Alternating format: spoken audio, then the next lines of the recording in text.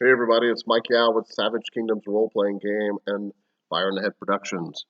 There's Savage Kingdoms t-shirt right there. Get yours today. They're awesome.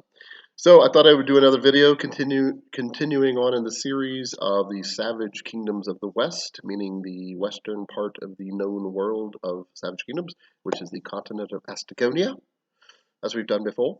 This is the 6th or 7th installment. It's not a lot of viewership. I almost decided to not even continue doing this kind of series. But what the heck, I'll just keep doing it. There's a few people that watch it, so hopefully you guys like it. Like it, subscribe, share, all that stuff. Get the word out. I know these videos are not super highly produced. It's just me rambling, usually. Hopefully with some actually good content. I know maybe a couple things about the game system that I designed and about tabletop role-playing in general, having done it since 1979. So maybe I know a couple little things, or maybe not, whatever. So thanks for those of you who are still watching these, and we'll just plug along with what few viewers we have and see if this channel eventually grows or whatnot. I might also get back to doing some acting stuff. Maybe that's maybe where I need to stay more in, but that's okay. I like to tie the two together because to me, acting and performing arts is a big part of tabletop role playing. I know a lot of people don't see it that way, but a lot of people do, and I think that's proven by Critical Role and other shows that have very skilled voice actors and face actors as well, who really know how to dig into these roles and provide not only their voices but also their deeper motivations and their relationships with each other and all that sort of actory stuff. So I do like to tie the two together somewhat because I believe they are related, actually. All right, so today the series is about the Empire of Lorinthia. All hail Caesar, also known as Octavius. So Octavius the fifth is actually the current emperor of Lorinthia. So Lorinthian Empire, it is on page 31 of the cool rulebook, at least the hard cover, which is what I'm showing you right here.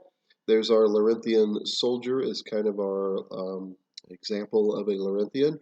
They're not all males clad in armor.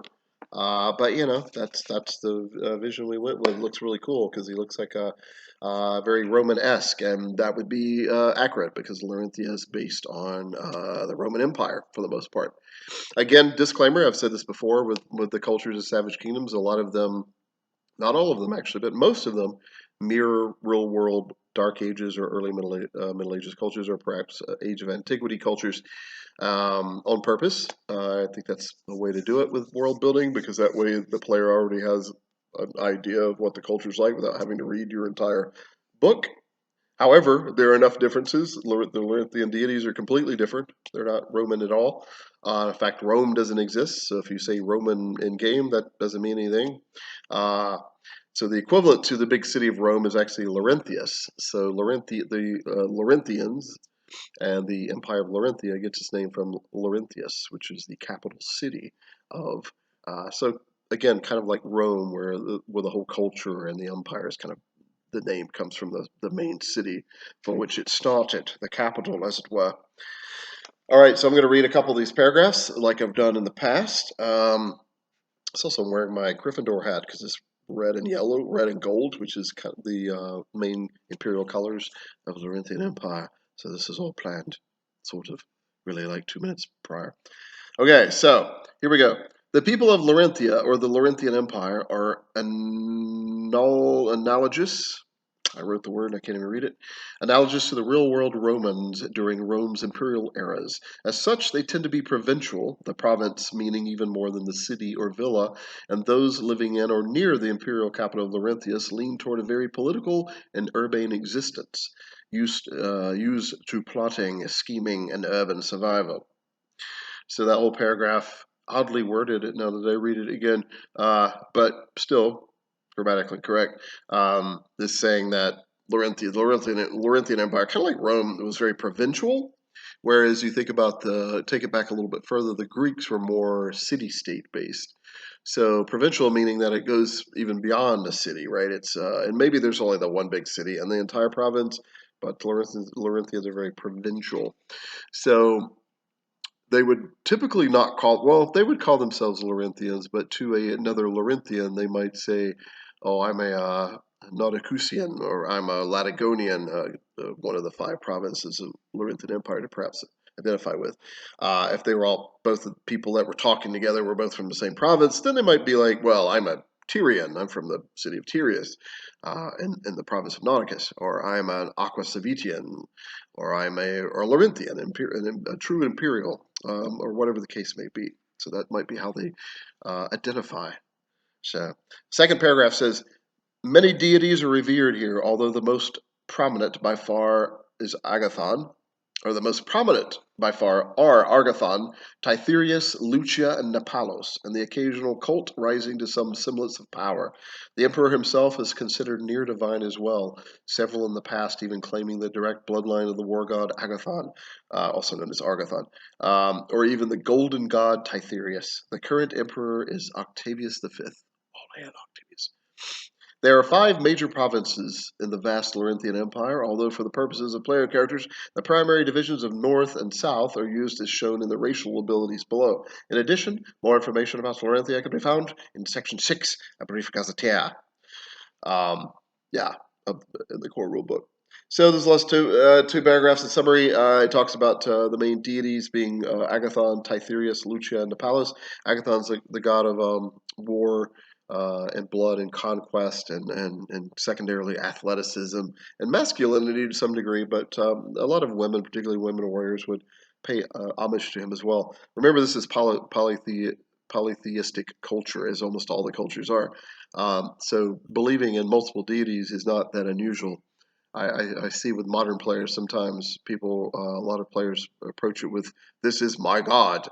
I convert you to my god." It's like that really wouldn't have been a thing unless it was a conversion based religion. Now you may have a main deity that character follows, but he most likely would at least pay some slight respect to the others or acknowledge them. It would be like, I follow Agathon and the other gods apparently do not exist. That's probably very inaccurate. So if you want to build a character that way, that's cool, but to each his own, but that's probably not really how it would actually sort of work, will this be reality. Then the third paragraph, it just talks about the 5 major provinces of the empire, which I mentioned. And then game statistically, the Lorinthians, as player characters or even as non-player characters, there's 2 basic types, stat-wise, statistics-wise. So there are the northern Lorinthians, which would be from the provinces of Hibernium and Eridornum, and also the upper part of Latagon, because Latagon's kind of a central province. And then the southern Lorinthians would be considered the people from the provinces of Nauticus and Guldarius, and southern Latagon, just below the Golden Mountains. So, yeah. All right, moving on. So, Lorinthians' allowable callings are alchemist, assassin, bard, craftsman, gladiator, healer, hunter, merchant, noble, pirate, priest, sage, seer, soldier, sorcerer, thief, and vizier. Or no, not vizier, that's an Eastern thing. Witch. I probably should know how to read, mostly. So, a fair amount, as you would imagine. It's a pretty large, but not all callings, but a pretty large amount, about 3/4 of them. And that's because the empire is pretty vast. It's a large area encompassing a lot of peoples. So, just a bit of history. The Lorinthians were originally Pridonians who forged northward to settle the main continent. Legend has it, and even some history, very old, ancient, obscure historical notes from previous ancient languages state that Astagonia was actually one major continent after a series of several cataclysms, one of which was huge. Some of the islands broke apart from the mainland of Astagonia. This has been a long time ago. This is thousands of years. And the Pridonians, as humankind began to kind of flourish and civilize, and they began to settle these Pridonian islands. They were fairly rich in soil because a lot of it was kind of volcanic-based activity. Obviously, a maritime culture sprung up. So, and then as life went on, the next cataclysm sunk the island of Rodon, which was the island of the gods to the Pridonians. And then that was kind of the next main thing that happened. And then eventually some of the islands came together. Again, this is a Pridonian thing, but I promise I'm getting to the Lorinthian part, to make what was formally or informally in some ways known as the Pridonian Republic, whose seat was the city of Pridon, which is why the term Pridonia comes from, Pridon, and also the god Pridonus, the sea god. So anyway, that when that republic started and the Pridonians in general were becoming quite advanced, they were starting to range out, and they went to the north to settle what was left of the mainland of Astagonia. And there were people there. Obviously, there were a lot of other cultures going on, but it was still very much a tribal time. So there were some tribes living in this and what would later become the Lorinthian Empire, known as the Goldari, or the Goldari, the Ismandi, the Latagoni, and the Eridorni in particular. And there were probably some other smaller ones too, but that's the only ones I've ever named. The Eridorni were in the north, which is where the kingdom of Eridorn eventually took its name. Not really related here, but just to connect it all. The tribes of the Latagoni, the Goldari, and the Ismandi were kind of driven west. They kind of fled the conquerors, the conquistadors of Pridonia that would later become Lorinthians, and they passed the what's called the Blood Pass, to the Blood Rock Mountains, and they eventually settled Ismondos, which I probably mentioned in the Ismondian video.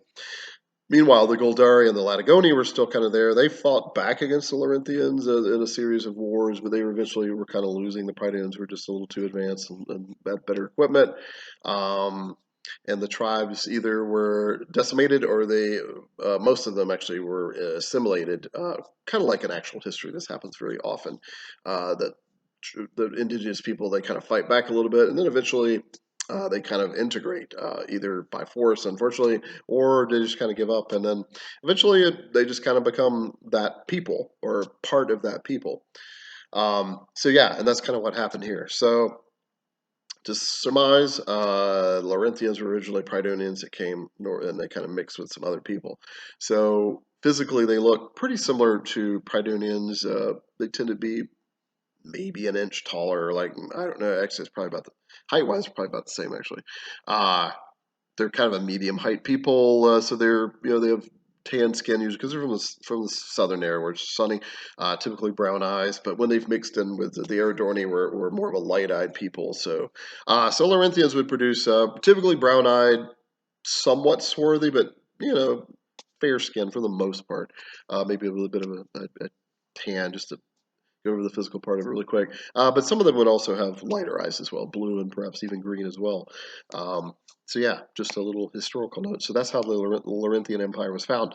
And the first prominent city right there on the coast, which is where most of the ships from the Pridonian conquerors were coming in landing, became eventually known as Lorinthius. And that's kind of became the imperial capital as the empire sort of spread out. I'll show you a map and a bit later in the video. So pushing on in this little player character section. So their attributes are, so there are three kind of top attributes that they could start with the highest number in is agility, intellect, and magnetism. So just kind of keep that in mind. They tend to can be fairly, they're pretty smart. They're kind of, their culture is fairly advanced.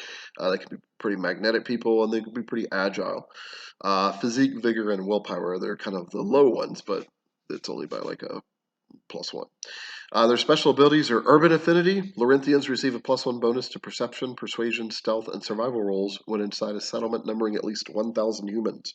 So if they're in a settlement of 1,000 or more, technically, this is based, I think, somewhat on sociology, but it's mostly my thing. Settlement of 1,000 more is usually a town. Anything less is a village. Maybe if it's 900, it might be considered a small town or a large village. So basically, any sort of town or higher, 1,000, you would get that bonus because Lorinthians have what's called urban affinity. They're kind of used to dealing with more people and sort of a somewhat urbane environment. Their next special ability is heat tolerance. Now, this is from southern provinces only, so if you choose to be a southern Lorinthian, you get this. Lorinthians from the southern provinces gain a +1 bonus to endurance rolls when resisting heat effects. The other ability is Borderlander, northern provinces only. So Lorinthian player characters from the northern provinces tend to be more rural in orientation, and so gain a +1 bonus to survival rolls. So there you go. Skill specialties. I won't linger in this very much, kind of like in the other videos. I'll just grab a few. So these are the free. You get 3 free skill specialties that you start with to kind of help surmise the culture a little bit. So alchemy is an option. You can specialize in elixirs, oils, or powders. You could choose to, let's say, melee weaponry specialties are daggers, short swords, or spears. Language, deciphering or scribing. It's a good one. Lockpicking, padlocks, or simple traps. Um, yeah, stealth, hiding, or urban areas, and there's several more as well. Like I said, I don't want to read all of them. There's like 10 or 11 options there. Favorite talents. They have a fair amount of battle talents. They do have a professional standing army known as the Legionnaires or the Legionary, and are said to be 13 legions. One Legion 13 was famously destroyed or missing when it tried to uh, explore and inhabit the Shadowlands, and just about that whole legion. So it's a whole mysterious thing. There's some cool adventure potentialities. That's why I say that. So yeah, a legion is about 5,000 men. So if they have 12 legions, some say there's actually more. And there's the Iron Legionnaires, the Iron Legion also in the capital itself. So technically that's the 13th one. So there would have really been 14. So that's a lot of professional soldiers, and they do auxiliaries as well, which is kind of their fancy term for mercenaries that are kind of attached to a unit. And generally, they're often skirmishers and scouts. Often they'll use kind of the local indigenous people to sort of do that, the ones that they can kind of trust. They do tend to pay them pretty well, so they typically are fairly loyal. Um, yeah, so legionnaires are pretty nasty. So when I've statted them out, because they have mostly because they have pretty good armor, but they're good training as well. So that's kind of why battle talents are a decent amount, but not as many as say like the Thraki or some of the more kind of even deeper war-based cultures, warrior cultures. The only blood talent that's favored for them is Gorgon blood. Mystical talents, a decent amount, produce acolyte, blood magic, cultist, priest of Agathon, Artorias, Lucia, Nepalis, or Titherius, sanctum magic, and witch hunter. Witch hunter's there because in Lorinthian society, they're pretty distrusting of open sorcery, particularly without it being controlled, just random people using it, like adventurers often. But if you're practicing sorcery or magic, and a recognized tradition, such as being a member of the Order of the Golden Crucible, being a member of one of those priesthoods I just listed, then you could pretty easily get away with it. Not even get away with it, technically, you're completely fine. So if you're a wandering mage, often the term is wild mage in Savage Kingdoms, meaning that you're not attached to any kind of known tradition, and you're just using sorcery. I prefer the term sorcery over magic because it's more of a sword and sorcery based game. But anyway, it doesn't matter. Then you're, as you should be. People tend to be a little on the leery side, in the very least. So yeah, so that's why witch hunters there. The Lorinthians could be pretty strict with that stuff, particularly depending on what province or even what city that you're in. Social talents, they have a lot of those, probably the most of any of the other not human cultures, which makes sense. Again, they're very urbane. So these are things like courtesan and carouser, educated, gift of tongues, caravan master, uh, artist, gladiator, legionary. There's actually a legionary talent that you were in the legions. Mentor, merchant, poisoner, porter, sage, statecraft, steady craftsman, etc. Henchman, which is usually a slave. Highborn. Centrifuge, they have a decent amount, which kind of makes sense. It goes often somewhat hand to hand with an urbane culture.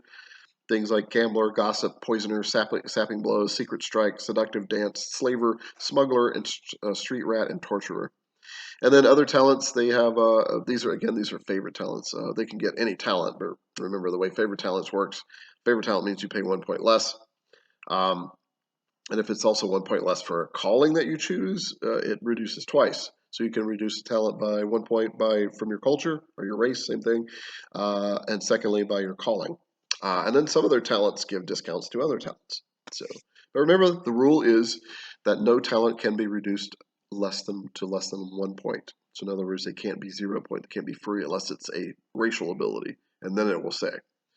For example, night-sighted is a talent, but some races get basically the equivalent of night-sighted. We don't call it that to be less confusing, but it's the same game effect. And they get it for free because they're born with it. It's a racial thing.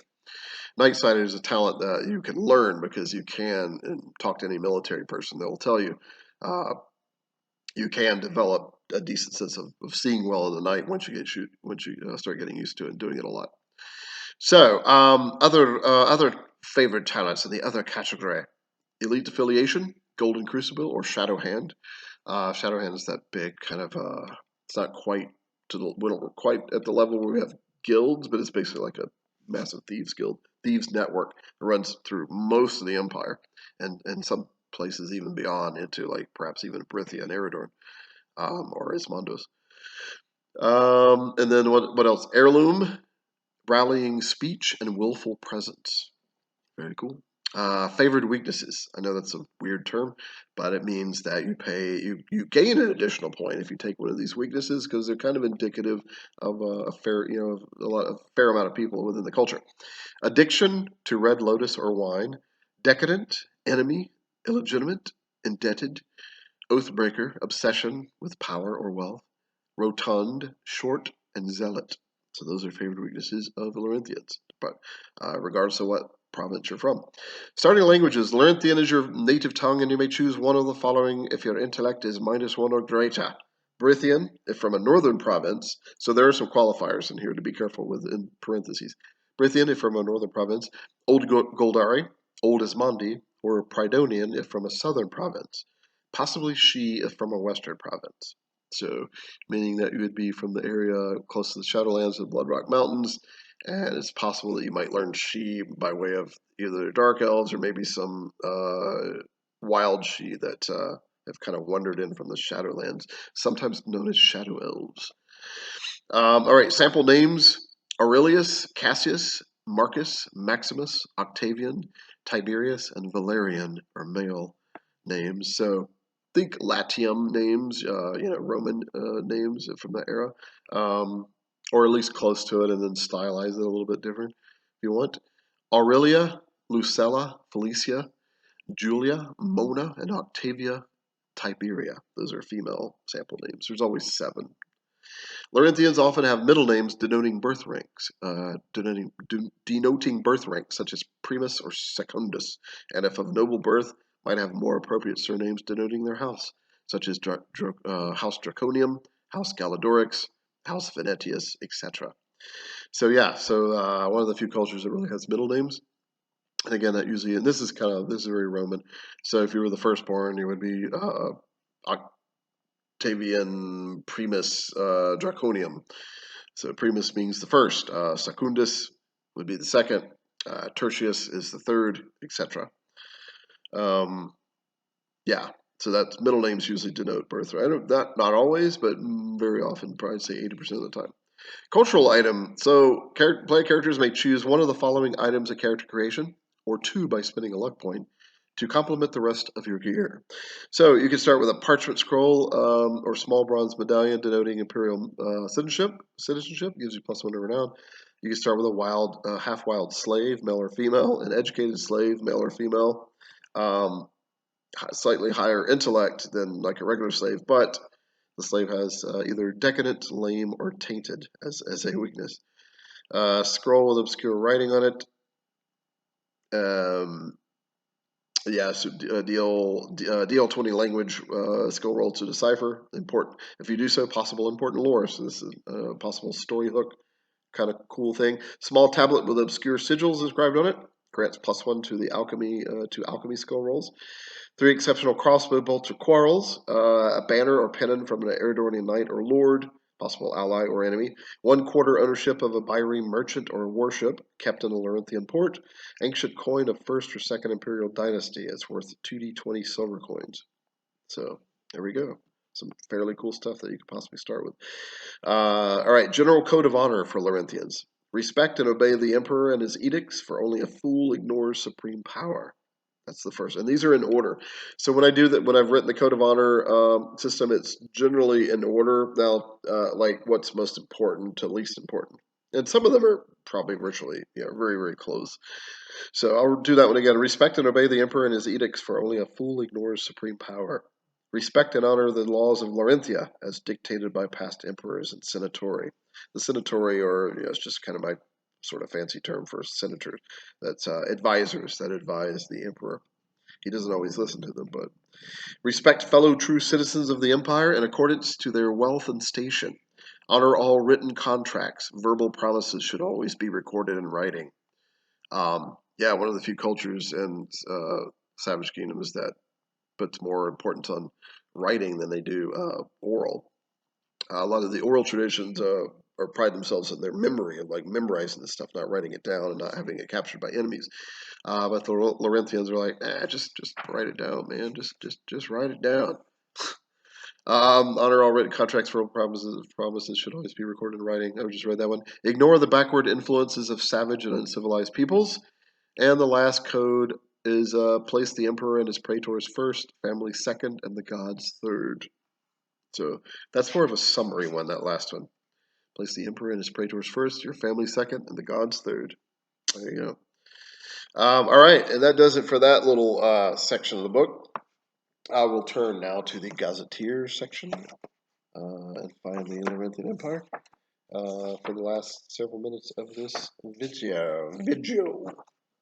Right, yeah, let's see. All right, so the Lorinthian Empire entry in the Gazetteer chapter can be found on page 320, it looks like. 319, actually. So, there we go. That's what page we're on in the core rulebook. It may be 320 in the digital file, but it's 319 in the hardcover. So there's a map right there of the Lorinthian Empire, or at least the vast majority of it. You can probably see the 5 provinces. Those are in kind of bold type there. And some of the larger cities. So that is our Lorinthian Empire. The sea there would be the Dragon Sea, because the Lorinthian Empire, as you could hopefully tell on the map, has a very large coastline. So let's see here. Let's start with languages we went over. There is a Lorinthian tongue. It would be considered, in fact, if you use the optional rule of having a common tongue in Savage Kingdoms, Lorinthian is considered the common tongue of the South. You could even make it the whole continent if you wanted to just be really basic and just have just a common tongue like D&D instead of these different, which I find far more interesting than just a common tongue. But feel free to do that. The northern common tongue would be Brithian. So there would really be kind of 2 common tongues on Astagonia, Brithintia and Lorinthia. But if you really wanted to make it even more simple, just I would say Lorinthian would be the common tongue of the West. It's probably spoken even more than Brithian. Religion, I kind of went over that. So you've got different deities. I mentioned Agathon being a god of fire, blood, and victory. But there's also a goddess, pretty prominent goddess named Lucia. She's very popular among women and youths. She's a goddess of art, the moon, seduction and love, and dance as well. But dance is an art form. So really, mainly seduction and love is kind of what she's in. The arts as well is really her main portfolio, as it were. Then there's Nepalos. Nepalos is a god of night, and therefore often thieves and people of the night, harlots and courtesans, and perhaps even gamblers and maybe even assassins might kind of cater more to this deity, Nepalos. Very mysterious, god of the night. His symbols are often either an owl or a half-cloaked face or a half moon. So, what's another one? Titherius. Titherius is the major god, probably maybe as powerful. His sect is probably maybe as major as Agathon's. Titherius is called the Golden God for a reason. He's a god of commerce and wealth and success. So a lot of merchants worship him. A lot of people who are just business folk in general, maybe even craftsmen and tradesmen of some middle to high skill, might gravitate to Titherius. He's also secondarily, he's like their only kind of sea god. Because he is a god of commerce and shipping things on the sea or on the rivers is a big part of commerce and mercantile craft, that Titherius is sort of associated as a sea god as well. But that's kind of a minor thing. And there's Sordona. Sordona is a plant and animal goddess, and Romega is an ancient goddess of magic and mystery. Those last two deities I just mentioned, goddesses Sardona and Romega, are really more potent, more down the Pridonian Islands. But occasionally there's sect. Their influence carries a little bit north, and sometimes even cults based around their ideals spring up occasionally as well. Speaking of cults, occasionally cults spring up in the Empire too, such as the Gorgonic Brotherhood or Cult of Gorgothon, and ancestral worship cults such as the Cult of the Emperor God. So yeah, cool.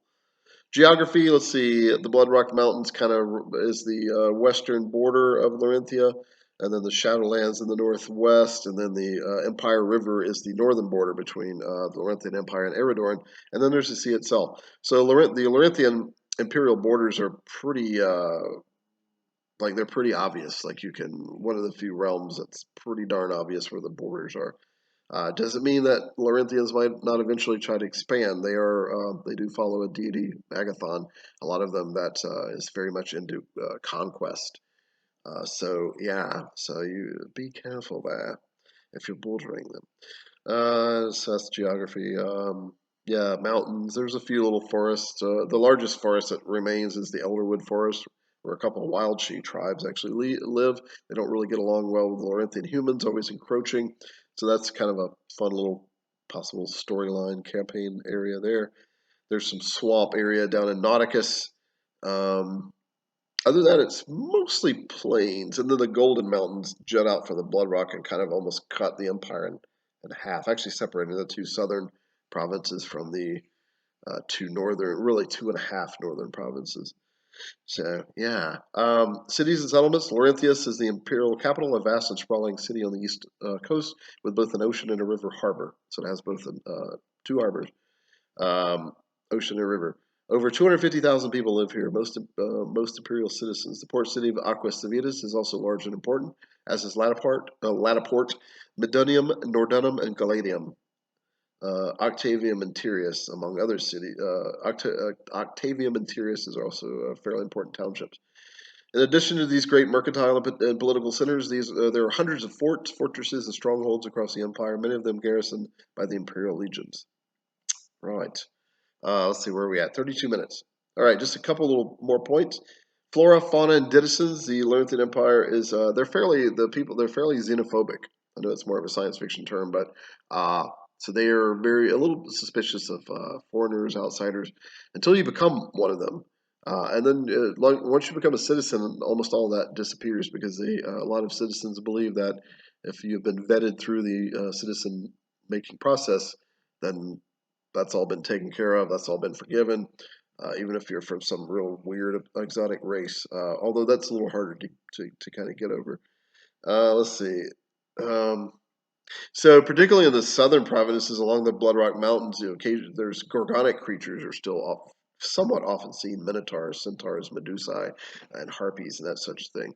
So Gorgons, I might have mentioned this in several other videos. Gorgons are a specific category in Savage Kingdoms. They are often creatures that were twisted. There's different multiple parts of the creature. Often it's a human mixed with something else, such as a minotaur, half bull, half man, or a harpy, half bird, half woman, Medusa, the woman with snake hairs, that kind of thing. And there are multiple Medusae, not just Medusa as the name of a Gorgon.